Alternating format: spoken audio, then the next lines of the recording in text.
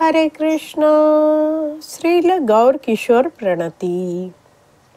कालच आपण श्रील भक्ती सिद्धांत सरस्वती ठाकूर यांची प्रणती बघितली.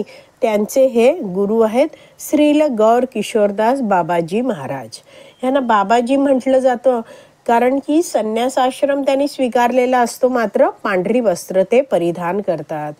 आपल्या पत्नीच्या मृत्यूनंतर ते 30 वर्ष वृंदावनात राहिले आणि त्यानंतर आपल्या गुरूंच्या आज्ञेने ते मायापूर नवद्वीप इथे राहिले.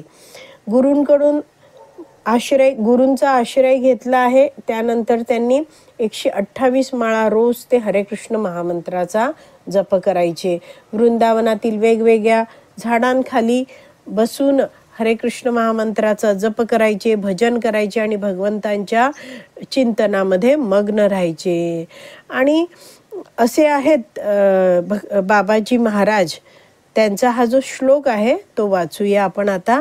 नमो गौर किशोराय साक्षात वैराग्य मूर्तये विप्रलंभ रसांबोधे पादांबुजाय ते नमः.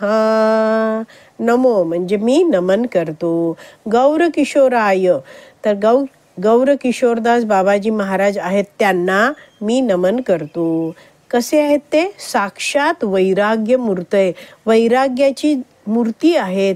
तर वैराग्य कसं आहे? एकतर संन्यासी आहेत आणि स्वतःची मालमत्ता म्हणून त्यांच्या गळ्यातली एक तुळशी माळ आणि दुसरं हातात जप करायचं एक जपमाळ, एवढेच त्यांचे 2 मालमत्ता होत्या. बाकी त्यांच्याकडे स्वतःचं असं काहीच नव्हतं.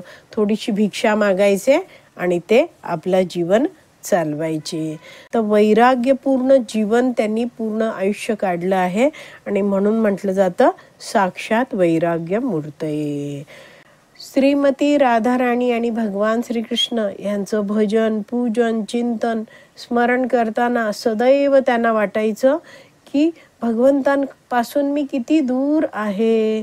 विरह भाव त्यांना सहन होत नसे. भगवंतांपासून दूर असल्याचा जो विरह भाव आहे त्यात ते भगवंतांचा नाम जप करताना, भगवंतांना पुकारताना, श्रीमती राधाराणीचं नाम घेताना त्यांच्या डोळ्यातनं अश्रू व्हायचे.